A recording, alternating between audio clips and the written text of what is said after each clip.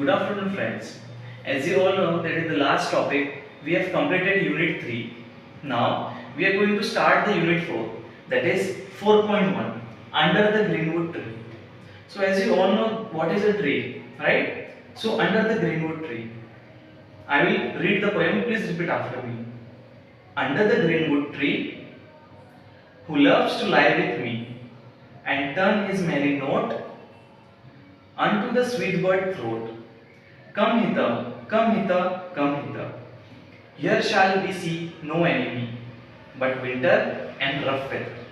See, this paragraph tells us that under the greenwood tree and who loves to lie with me.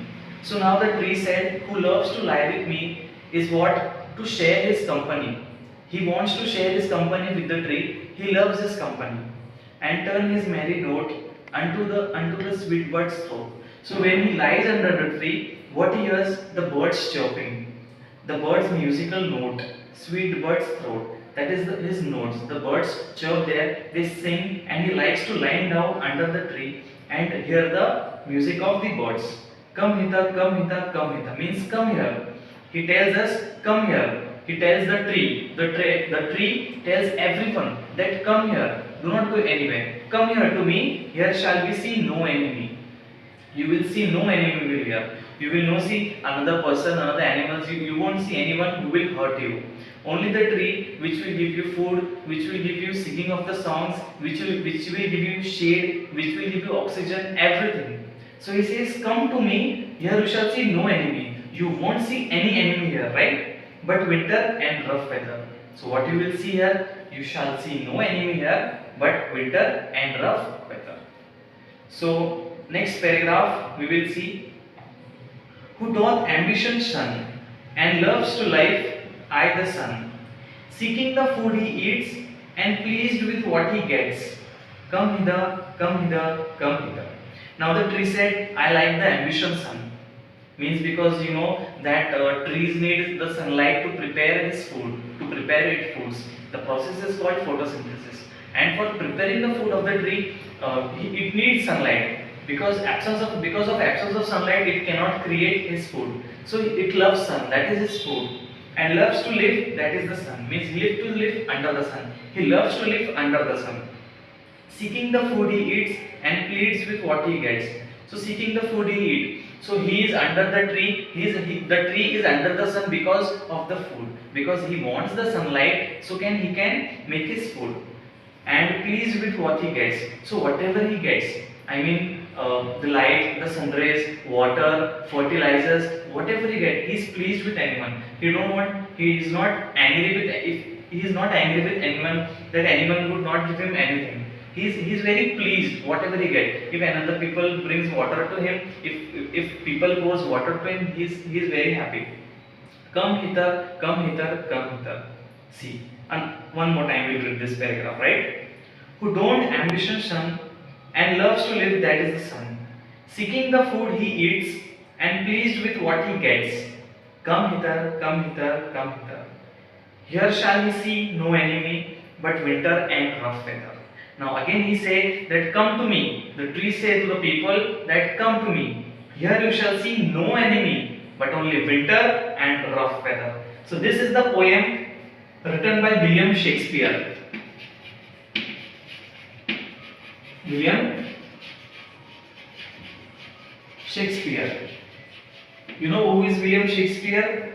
He is a very renowned writer and a poet. His writings are very famous. So now under the greenwood tree, we would see the rhyming words. Rhyming words. Rhyming words are tree and me, note and throat. You know what are rhyming words? The words which sounds same, like tree, me, note, throat. So like this you can take out many rhyming words from the poem, right? So after rhyming words we'll see the rhyming scheme.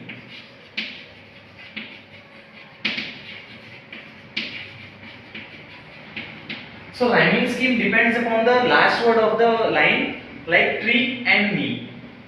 like tree and me. So in the first, see, in the first line, under the greenwood tree who loves to lie with me, right? Tree, me. In the first line there is tree, in the second line there is me. So these are rhyming words. And the third line, and turn his merry note unto the sweet bird's throat. In the third line, the last word is note, and in the fourth line, the last word is throat. Like the first and second are same, third and fourth are same. So of the first paragraph,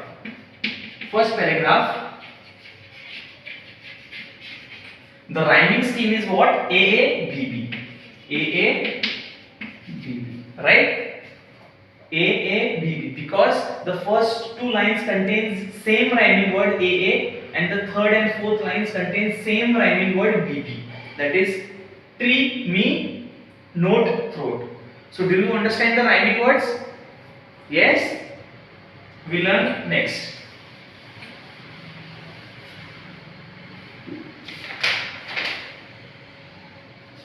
Write in your own words. Who does the poet invite to join him?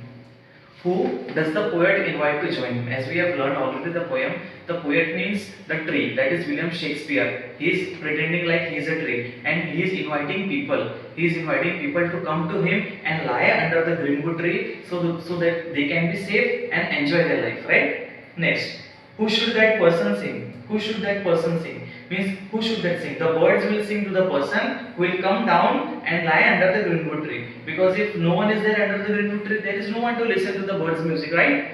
So if people would come there and lay down under the greenwood tree, so the birds will sing to them.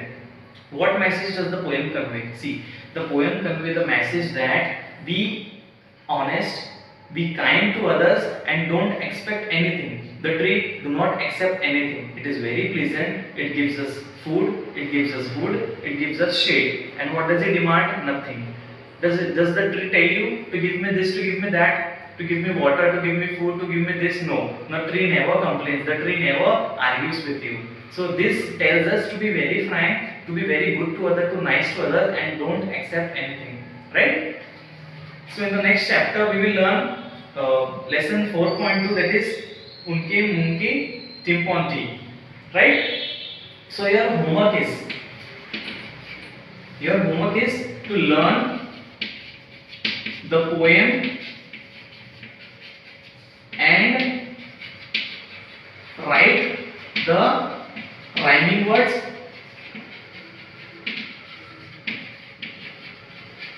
and rhyming scheme. Do you understand? Learn the poem and write the rhyming words and rhyming scheme. Okay? We shall meet you in the next chapter. Thank you.